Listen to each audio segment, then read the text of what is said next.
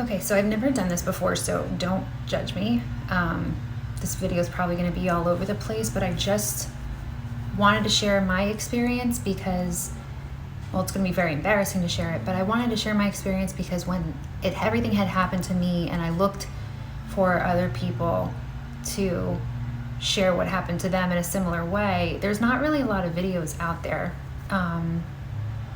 And I feel like this is something that needs to be talked about. I had no idea that it even existed until it happened to me. It's a very lonely feeling. It's a very scary feeling, extremely painful, isolating, embarrassing, humbling. Oh, I'm just gonna start from the beginning. Super embarrassing. This is kind of the reason why I didn't want to make it, but it's also really important that I do. So I am a mother of 4 children, and after my 3rd child, I developed really bad hemorrhoids. I ended up having an emergency hemorrhoidectomy after I had him, a couple days after I had him. Healed for about 6 years, and I was fine. And then my husband and I decided we wanted to have one more child, and that really tore me up. I was already weak and compromised down there. So I lived with them again for another 3 years until I finally went to go see a doctor. The doctor was recommended to me by someone. He didn't have the best reviews, but because he was recommended by a family member, I just trusted them. And I put my feelings to the back, which I shouldn't have done. But anyway, what happened happened. So I went to him, and it was a 1, 2, 3 appointment. He saw me. He saw that I had a fissure. I was using a compound, and it was getting better. It wasn't bleeding. And he also saw that I had internal and external hemorrhoids. So we made the appointment for the hemorrhoidectomy. He said, "You sure this is something you don't want to see if it clears up on its own?" I'm like, "No, I've been down this road. It's not going to clear up on its own. Let's just go ahead and do it." There was zero discussion about me getting a sphincterotomy, which was to repair the fissure. So I, 2.5 weeks later, went in for the surgery, and the recovery was excruciating. And I did not understand why until we checked the papers that they give you when you leave the hospital, and it said I had a sphincterotomy. The sphincterotomy is what got me to where I ended up being with the abscess and fistulas. When he closed the fissure, anyway, it's like, I don't even know how to explain it. There's a tear, they cut a piece of skin, they cover over it inside of you, and when he covered it, the inside is what ended up getting an infection. It wasn't even 2 weeks later, after I had the surgery, that the infection ended up developing into an abscess.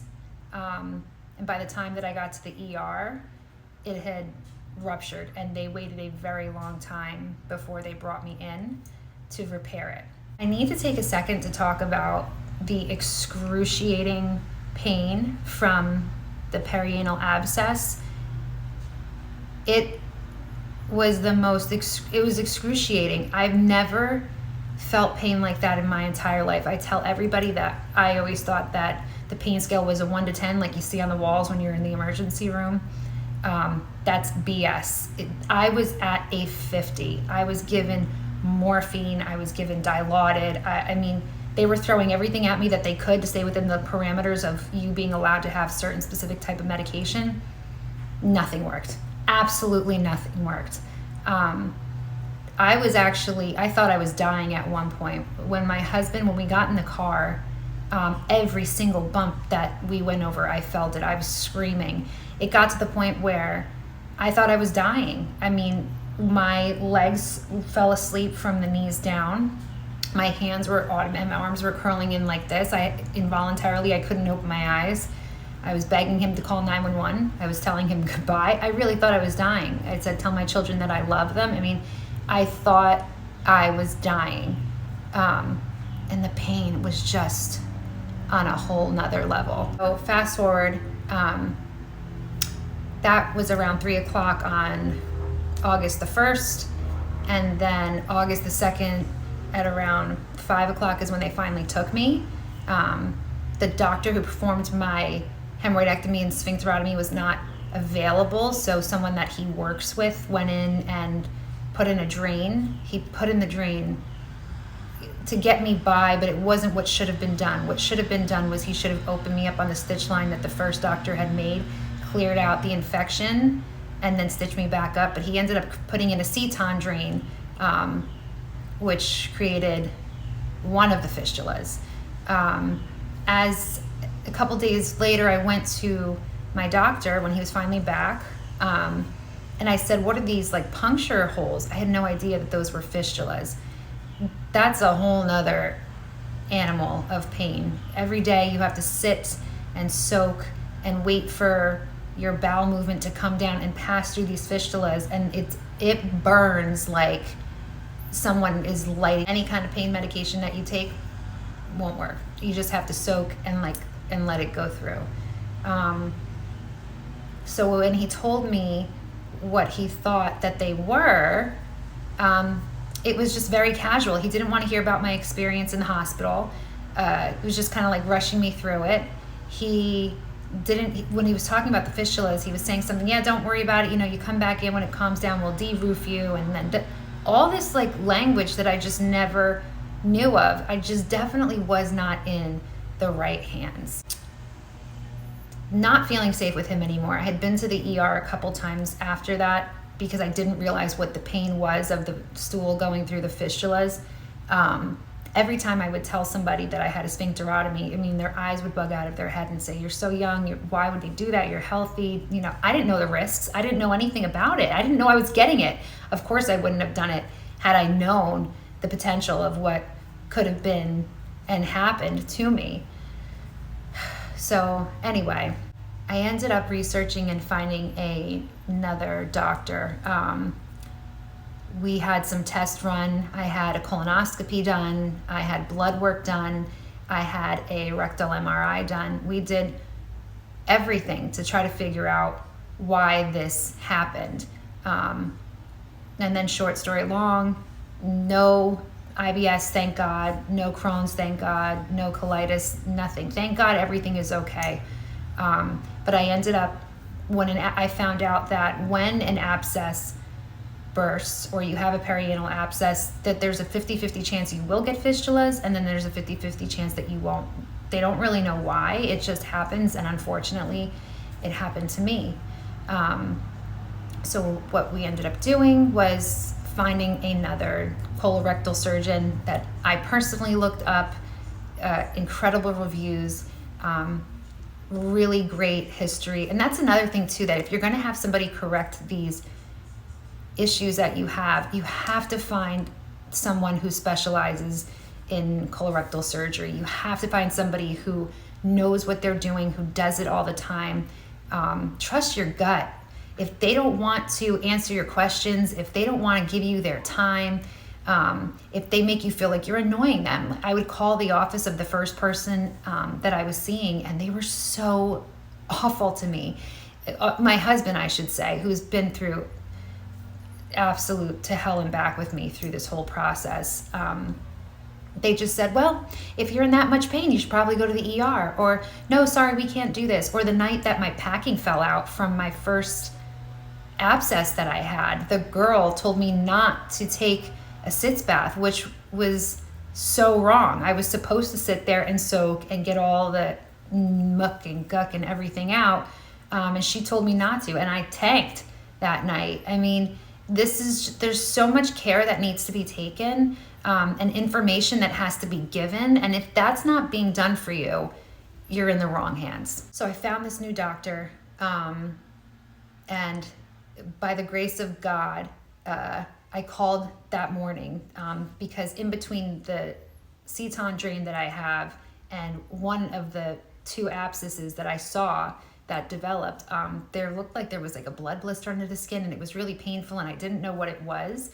But by the grace of God, they had a cancellation and got me in that day. This man answered every single question that I had before I even had the opportunity to ask him. Very personable. The office staff was very compassionate. I just I didn't, if I'm being honest, I didn't feel comfortable right away because I feel like I had 3 doctors before this guy that kind of really made me lose my faith in the medical community. My husband felt great about it. And now, knowing what I know, I do too. So he examined me, and it turned out that I had more abscess that had not come out. And that was almost 7 weeks since I had the first Seton drain put in. So he booked me for emergency procedure the next morning, and I had it. There's something that I found through one of the people that I looked up on YouTube, and it's called Exparel. It's a long-term pain block. It's a non-narcotic that you can request. The anesthesiologist had already made the suggestion, and I pointed at him. I was like, I know what that is. I heard about it. I want it. Well, let me tell you something. Recovery from a hemorrhoidectomy, recovery from a sphincterotomy, recovery from a Seton drain, all 3 of those surgeries that I had before this most recent one was, 2. It was horrific. And I always said, like, I thought I knew what pain was and I could handle pain. After having a perianal abscess rupture, it's given me a whole new respect for my body. I don't even feel like it belongs to me anymore. I talk to my body and I just say, thank you so much for what you've put up with. I make sure I'm putting healthy things in my system. But anyway, I'm getting off track. That Exparel was a godsend. The first 2 days, I mean, even just coming out of anesthesia, I felt nothing. I still started my pain management. I took 1,000 milligrams of Tylenol, and I had naproxen from my other surgeries, which is an NSAID. I took 250 milligrams of that.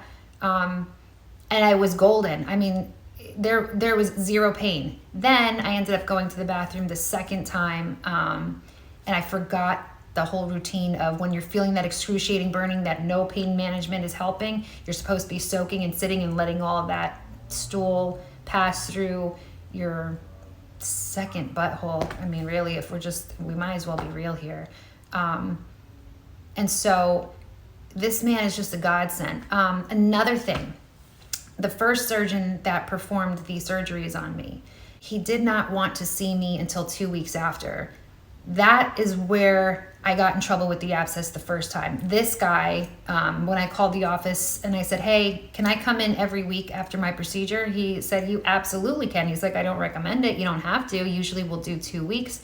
But if it makes you feel more comfortable, let's do it. And that's what I'm doing, because I want him to see my wound weekly as it heals and get ahead of any possible issues before they even come up. You have to be your own advocate. You have to ask for help. You have to say, like, this is what I need to do for peace of mind. Of course, don't annoy them and take advantage of them. But this is your body, and nobody knows your body better than you. So advocate for yourself. The wound that I have right now, he put another Seton drain in, took the one that I had out, cleaned up a couple of things. I'm having my follow-up tomorrow, so I'll know more tomorrow. But actually cut out the fistulas that were there. It looks like almost the size of a quarter, the hole that I have down there right now with the Seton drain in it. And if you don't know what a Seton drain is, I always compare it to like the lanyards that we used to do and make keychains out of. If you're like a 80s, 90s kid, you know what I'm talking about. I had a red one, now I have a blue one. That's there. Is it comfortable compared to all the other stuff going down there? I mean, yeah. I mean, it's not great, but it sure beats, the worst. With that being said, this will stay in me for this will stay this way for probably 2 to 3 to 4 or 5 months, possibly longer. We have to see how I do with the healing down there. He recommended, when I saw him last week, a hummingbird just went by. Oh, what does that mean? He recommended that I wait a couple months to let all the inflammation, I have acute inflammation from all the trauma that's been going on down there and having these surgeries and fistulas and abscess and another abscess going on. So we're going to wait for all that to cool down. He goes, I want you to feel like it doesn't exist. And then we are going to do an advanced flap fistulotomy, which, if I'm being honest, I have such PTSD from the pain of everything. I'm absolutely terrified. I heard that the recovery is brutal. I've had 2 hemorrhoidectomies and a sphincterotomy, so I know brutal. I've had an abscess rupture inside my body, so I know brutal. And I'm scared to go through it again. And I absolutely have such empathy for people who have multiple, who have conditions way worse than this. It's humbled me. It's given me a better relationship with my husband. It has given me appreciation for my friends and family and the tremendous amount of support I have. And above all, it has given me a beautiful relationship with the big guy up there. So, you know, there's no way out of it. I have to do it. I saw that in India and I think in Chicago and a couple other places, I don't know, Florida, Georgia, they do like laser surgeries and things like that. But I know that I trust this man. I know that this procedure is tried and true. And I'm going to have to just turn it over and surrender and go with it. And just hope for the best and know that if, you know, whatever happens, I'm going to be okay. I have a really good support system around me. So I do have things that I just want to say real quick that I do to help me kind of keep blinders on and tune out the noise of all the fear and anxiety and everything else that comes along with this. One of the things that I started doing for myself after I lost my grandmother, who I was very close to, I started, whenever something bad or I perceive as bad is happening to me, I change up my routine. So for example, I love jazz, I love country music, I love 90s R&B. I'm listening to anything but that right now because I don't want to associate any of those songs or music and things that I love with what's going on right now. Certain smells, I won't light candles that, I'm a big candle person, but I won't light candles that I am like repeatedly using that scent because I enjoy that scent. I'm using something different now because I don't want to associate my favorite smell with a really rough time that I'm going through, and so forth and so on. I think you get the idea. Another thing which has been crucial for me is through all these procedures and surgeries that I've had, my prison was my bedroom. I mean, when I tell you I used to love it, it was my sanctuary, and now it became a prison. So I switched up the bed sheets. Every day I hobble my way to a different space in the house so I don't associate just that room with hell. Plus you're laying down for so long, it's like you need a change of atmosphere, you need a change of scenery. Little things like that. My sister-in-law gave me really nice, I wish I had it with me, it's like a Dr. somebody, I don't know, it's a spray. It's like a lavender relaxing spray that you put on your bed and it's calming and different things like that. So I use that. Little ways to just love yourself. Tons of water, tons and tons of water. And be careful with the stool softeners because for me anyway, after I have anesthesia, and if I take even one pain pill, I get very badly binded and constipated. But then, I made the mistake of overdoing it, and the softer that it is, the more likely it is to pass through your second behind hole. And that is worse than a ring of fire. It's like a ring of lava. It feels like, I imagine what lava would feel like if you were pooping lava. So just be careful with that. And I was on antibiotics for over a month. With the first procedure, when I first went in for the emergency surgery, they were giving me bag after bag after bag of antibiotics. And then my doctor had me on 2 antibiotics, 3 and 4 times a day. And then it was more, and they re-upped it. Anyway, I ended up losing like 11 pounds. And I'm a tiny girl anyway, so it was not good. It tore me up. So probiotics big one. And any supplements that you're allowed to take, of course, with your doctor's consent. I'm not a doctor. This is just what worked for me. This is not medical advice for you. Talk to them about that, about natural ways that you can help your body, promote doing what it was designed to do. And I think that's pretty much it. Let people help you. I had a really hard time. It's making me emotional. I had a really hard time letting people in and letting people help me for as long as I can remember. And this forced me to let people in and let people help me and stop thinking I had to be so independent and doing everything on my own. It has enriched my relationships, leaning on the people that I love. And it makes people feel like they can help too, because it's really hard for your loved ones to watch you suffer so much. It really is. They feel completely helpless, especially when there's not really much talk about this out there. So it works both ways. Don't feel like you're just letting people do everything for you, and it makes them feel good too, because they love you. So that's really important too. And just find whatever works for you to lean on for strength and support, whether it is, some sort of support group, whether it is funny movies, whether it is your relationship with God or whoever you choose to believe in, friends, partners, spouses, whatever. It's a journey, and you're not alone. So I hope this video gave you guys some information. I probably missed a bunch of stuff, but it's been a whirlwind, and anesthesia makes me kind of foggy. I'm trying to think if there's anything else that really helps. Individually wrapped gauze pads to put between the cheeks, that always helps. Q-tips, tissues, baby wipes, sitz baths are a godsend. These are all things, again, that my doctor and I talked about. I'm allowed to use.